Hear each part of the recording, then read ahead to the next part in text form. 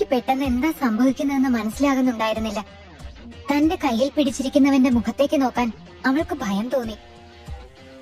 ശരിക്കും അവന്റെ മുഖം ഒരു ക്രൂരനായ അനിമലിന്റെ മുഖം പോലെ. മനുഷ്യത്വമോ ദയയോ അവനിൽ നിന്ന് കിട്ടുമെന്ന് ഭൂമിക്ക് വിശ്വാസമുണ്ടായിരുന്നില്ല. അവൾ ഭയത്തോടെ നാലുപാടും നോക്കി. ചുറ്റും നിൽക്കുന്നവരോട് തന്നെ രക്ഷിക്കൂ എന്ന് നിശബ്ദം അവൾ കേണു. അവർക്കാർക്കും ഈ അനിമലിനെ എതിർക്കാനുള്ള ധൈര്യമില്ലെന്ന് അവൾക്ക് മനസ്സിലായി. തന്നെ വിടാൻ പറഞ്ഞ് ഉറക്കെ നിലവിളിക്കണമെന്ന് അവൾക്കുണ്ടായിരുന്നു. പക്ഷെ ഭയം കൊണ്ട് ശബ്ദം പുറത്തേക്ക് വരുന്നുണ്ടായിരുന്നില്ല. ശരീരത്തിൽ ബാക്കിയുള്ള സകല ശക്തിയും എടുത്ത് കൈ കുതിറി ഇറങ്ങി പോകണമെന്നുണ്ടെങ്കിലും ഉള്ളിലെ പിടച്ചിൽ പുറത്തു കാണിക്കാൻ ധൈര്യത്തിന്റെ ഒരു ചെറു കണിക പോലും തന്നിൽ അവശേഷിക്കുന്നില്ലെന്ന് അവൾ തിരിച്ചറിഞ്ഞു. അത്രയ്ക്ക് കരുത്തുണ്ടായിരുന്നു അവളെ മുറുകെ പിടിച്ച് വലിച്ചുകൊണ്ടു പോകുന്ന ആ കൈകൾക്ക്.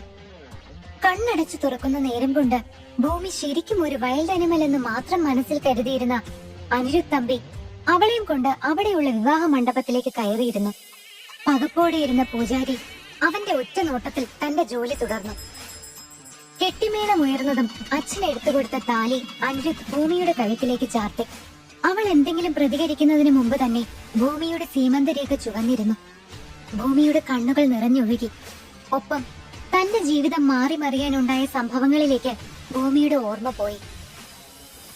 നഗരമധ്യത്തിൽ പ്രൗഢിയോടുകൂടി തലയുയർത്തി നിൽക്കുന്ന ദേവമംഗലം തറവാടിന് മുറ്റത്തേക്ക് ഒരു കറുത്ത ആഡംബര കാർ വന്നു നിന്നു. സെക്യൂരിറ്റി ഡോറ് തുറന്നു കൊടുത്തപ്പോൾ അനിരുദ്ധ് തമ്പി എന്ന പവർഫുൾ ഹാൻസം ബിസിനസ്മാൻ ഫോണിൽ സംസാരിച്ചുകൊണ്ട് പുറത്തേക്കിറങ്ങി. നമുക്ക് വേണ്ട രേഖകളൊക്കെ അവന്റെ അടുത്തുനിന്ന് വാങ്ങിയിട്ടങ്ങ് തീർത്തു കളഞ്ഞേക്ക്. കൂടെ നിന്ന് ചതിച്ച ആ ബ്ലഡി റാസ്കലിനെ. അങ്ങനെ ചുമ്മാതൊരു മരണമല്ല. ഈ അനിരുദ്ധ് തമ്പിയെ ചതിക്കാൻ ഒരുങ്ങുന്ന ഏതൊരാളും എന്നും ഓർത്ത് ഭയപ്പെടാൻ പാകത്തിലുള്ള ഒരു മരണം. അത് പറയുമ്പോൾ അയാളുടെ മുഖത്ത് ക്രൂരമായ ഒരു പുഞ്ചിരി വിടർന്നു. ഫോൺ കട്ട് ചെയ്ത് അയാൾ വീടിനകത്തേക്ക് കയറി.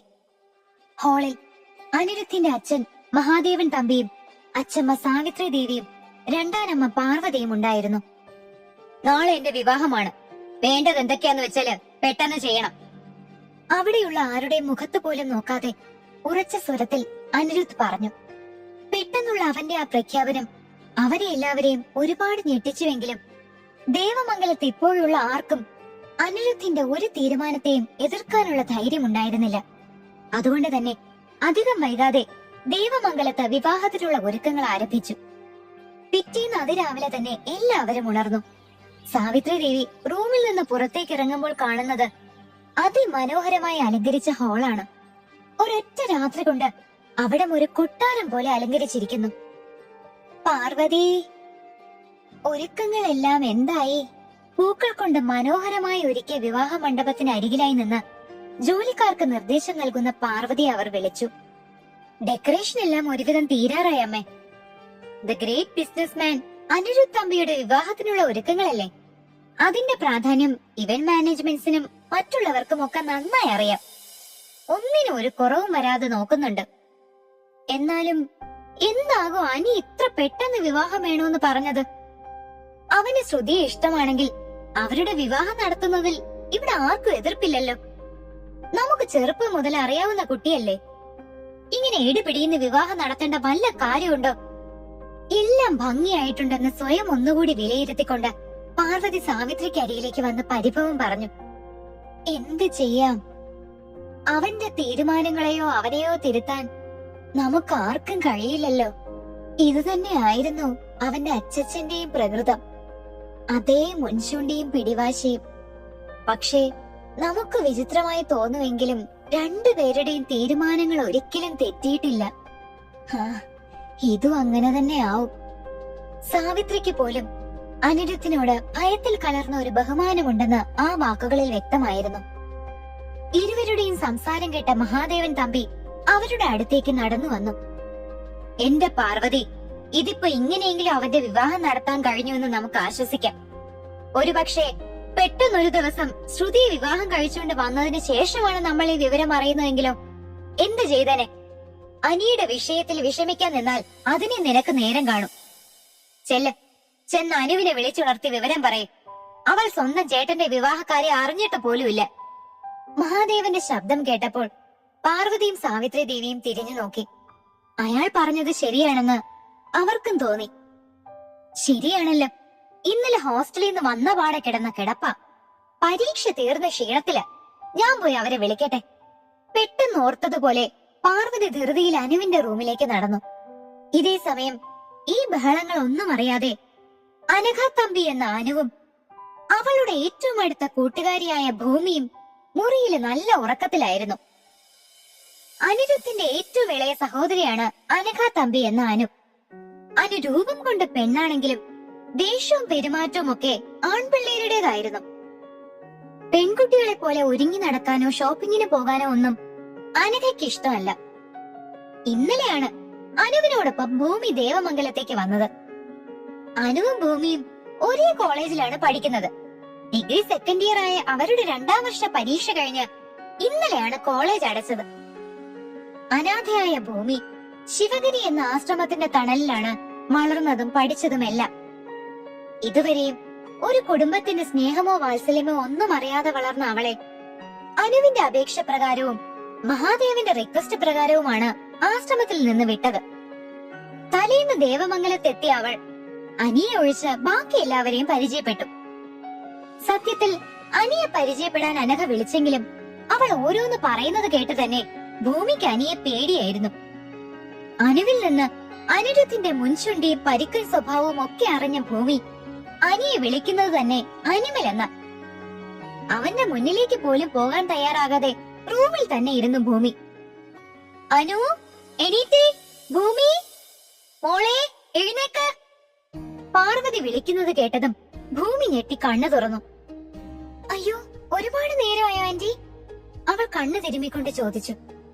7 മണി കഴിഞ്ഞു, പാർവതി അനുവിനെ കുലുക്കി വിളിക്കുന്നതിനിടയിൽ പറഞ്ഞു. അയ്യോ ആണോ? സോറി ആന്റി, ഞാൻ ഉറങ്ങിപ്പോയി. ഉറക്കച്ചടവ് വിടാതെ ഭൂമി പറഞ്ഞു. മോള് സോറി ഒന്നും പറയണ്ട. കുറച്ചു നേരം കൂടി കിടന്നാലും ഞാൻ വിളിക്കില്ലായിരുന്നു. പക്ഷെ ഇന്ന് അത്രയും അത്യാവശ്യമായതുകൊണ്ടാ. ആണോ? ഞാൻ വേഗം ഫ്രഷ് ആയി വരാം ആന്റി. അതും പറഞ്ഞ് ഭൂമി ബാത്റൂമിലേക്ക് കയറിപ്പോയി. ഇതൊന്നും അറിയാതെ ഉറങ്ങുന്ന അനുവിനെ അവർ വീണ്ടും ദേഷ്യത്തോടെ തട്ടി വിളിച്ചു. അനു, എഴുന്നേൽക്കുന്നുണ്ടോ നീ? സൂര്യൻ ഉദിച്ച് വെയിൽ ഉച്ചയിലടിച്ചാൽ എഴുന്നേൽക്കരുത് കേട്ടോ. അമ്മേ, അയ്യോ, ഞാനൊന്ന് ഉറങ്ങിക്കോട്ടെ പ്ലീസ്. ഈ സൂര്യൻ ചേട്ടൻ നേരത്തെ എഴുന്നേറ്റ് തന്നെ ഞാൻ എന്ത് ചെയ്യാനാ?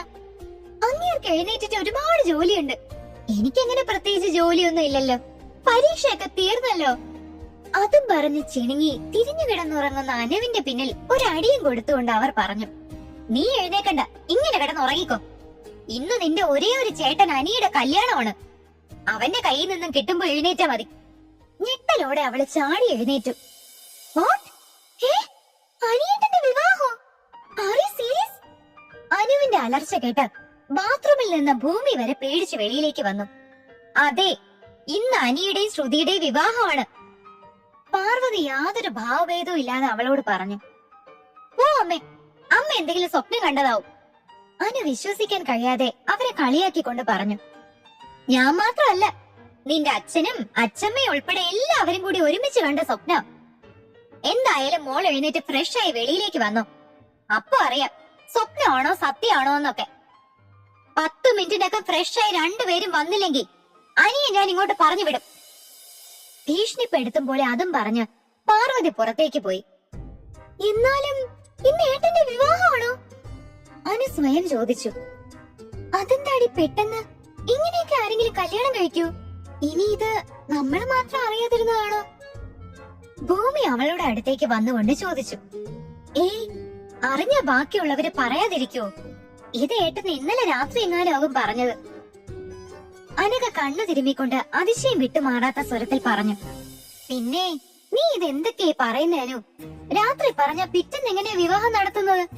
അതും അച്ഛനോടും അമ്മയോടൊക്കെ അപ്പൊ പറഞ്ഞാ മതിയോ? അതിശയത്തോടെ ചോദിക്കുന്ന ഭൂമിയെ നോക്കി അനു പറഞ്ഞു. ആഹാ, ബെസ്റ്റ്. നീ ഇത്രയും നാളെ കേട്ടത് എന്റെ ഏട്ടനെ കുറിച്ച് തന്നെയല്ലേ?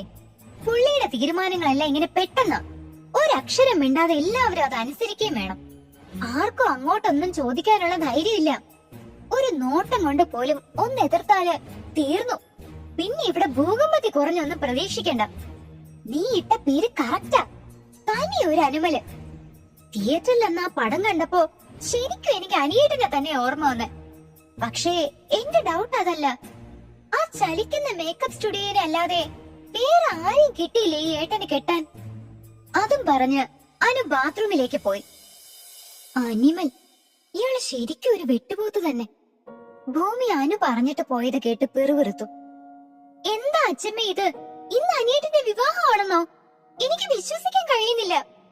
ആര്യയുടെ ഉറക്കെയുള്ള ശബ്ദം കേട്ട് പുറത്തേക്ക് വന്ന അനുവും ഭൂമിയും പരസ്പരം നോക്കി. അനിരുത്തിന്റെ തൊട്ടിളയ സഹോദരിയാണ് ആര്യ. എന്റെയോ അവസ്ഥ അത് തന്നെയാ.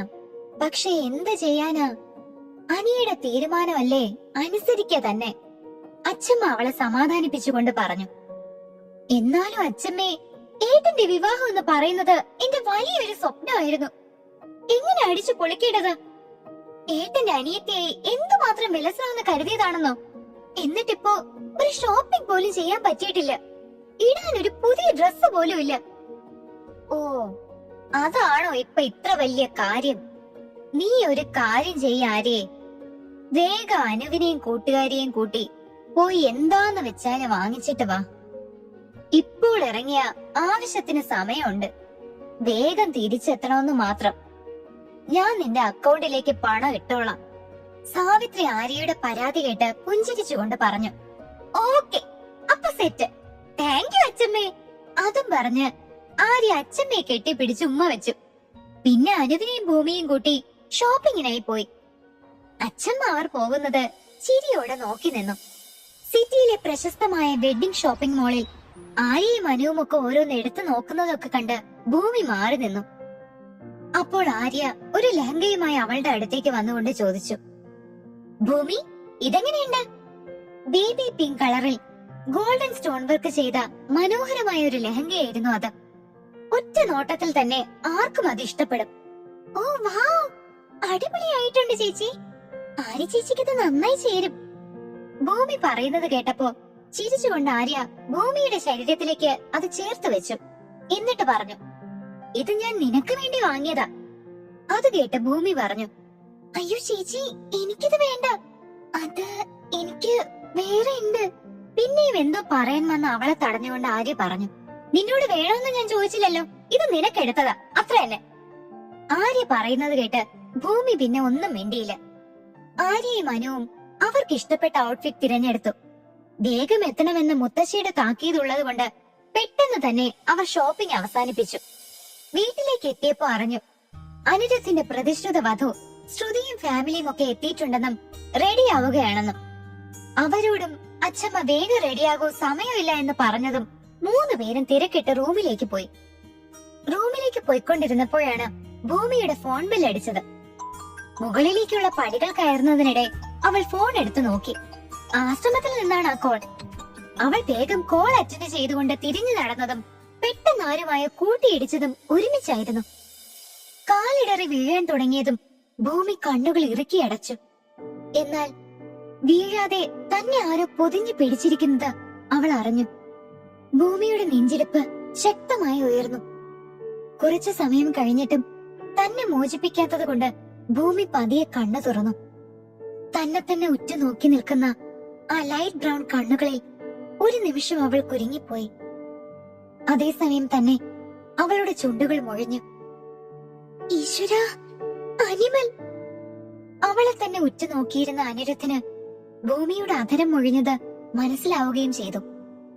അവന്റെ കണ്ണുകൾ കോർത്തു. ഭൂമി പേടിച്ചരണ്ട് അവന്റെ കയ്യിൽ കിടന്ന് കുതറിയതും അനി തന്റെ കൈകൾ അയച്ചു. അവൾ അവന്റെ പ്രതികരണത്തിന് കാത്തു നിൽക്കാതെ അനുവിന്റെ റൂമിലേക്ക് ഓടിപ്പോയി. കുറച്ചു സമയമെടുത്തു ഭൂമിക്ക് ആ കൂടിക്കാഴ്ചയുടെ ഹാങ് ഓവർ മാറാൻ. എന്നാൽ അനിയാകട്ടെ ഭൂമി തന്റെ കൺമുന്നിൽ നിന്ന് ഓടി മറയുന്നത് വരെ അവളെ തന്നെ നോക്കി നിന്നു. പിന്നെ തന്റെ റൂമിലേക്ക് കയറി ഒരു നിമിഷം കണ്ണുകൾ അടച്ചു നിന്നു. അവന്റെ ഉള്ളിൽ ഭൂമിയുടെ പേടിച്ചരണ്ട മുഖം തെളിഞ്ഞു വന്നു. അനി വേഗം ഫോൺ എടുത്ത് ഒരു നമ്പറിലേക്ക് കോൾ ചെയ്തു. അത് കണക്ട് ആയതും അവൻ ചോദിച്ചു, എന്തായി ഞാൻ പറഞ്ഞ കാര്യങ്ങൾ? എല്ലാം ശരിയായോ? എന്റെ അടുത്ത് അധിക സമയമില്ല. അനിയുടെ ഗാംഭീര്യമുള്ള ശബ്ദം ആ വലിയ മുറിയിൽ മുഴങ്ങി. എല്ലാം ഓക്കെയാണ്. സാർ പറയുന്ന സമയത്ത് എല്ലാം നടന്നിരിക്കും. ഫോണിന്റെ മറുവശത്ത് നിന്ന് വിനയത്തോടെ ഒരാൾ മറുപടി പറഞ്ഞു. അവിടെ നിന്ന് ഉറപ്പ് കിട്ടിയതും അനി പറഞ്ഞു, ഗുഡ്. ഞാൻ പറഞ്ഞതിൽ ഒരു മാറ്റവും ഉണ്ടാവാൻ പാടില്ല. ഇല്ല സർ. അവിടെ നിന്നുള്ള മറുപടി കേൾക്കാൻ അനി നിന്നില്ല. അവൻ ഫോൺ കട്ട് ചെയ്ത് പോക്കറ്റിലിട്ടുകൊണ്ട് തന്റെ റൂമിലെ തന്നെ ഓഫീസ് റൂമിലേക്ക് കയറി. അവിടെ ഒരു ചെറിയ കർട്ടൻ കൊണ്ട് മറച്ചു വെച്ച് ഭിത്തിയിൽ വലുതായി ഫ്രെയിം ചെയ്ത ഫോട്ടോയിലേക്ക് ആ കർട്ടൻ നീക്കി അവൻ നോക്കി നിന്നു. ഇനി കുറച്ചു മണിക്കൂറുകൾ കൂടി, അത് കഴിഞ്ഞാൽ നീ ഭൂമി അനിരുത്തമ്പിയാണ്, മൈ ബിലോഡ് വൈഫ്. അതും പറഞ്ഞ് അതിസുന്ദരിയായി ഭൂമി ചിരിച്ചു നിൽക്കുന്ന ഫോട്ടോയിൽ അനി തന്റെ ചുണ്ടുകൾ അമർത്തി. അതേസമയം ഭൂമി ഇതൊന്നും അറിയാതെ അവന്റെയും ശ്രുതിയുടെയും വിവാഹത്തിനുള്ള തയ്യാറെടുപ്പിലായിരുന്നു. കുറച്ചു മണിക്കൂറുകൾ കൂടി കഴിഞ്ഞാൽ തന്റെ ജീവിതം മാറി മറിയുമെന്നറിയാതെ അവൾ റെഡിയായിക്കൊണ്ടിരുന്നു. തുടരും.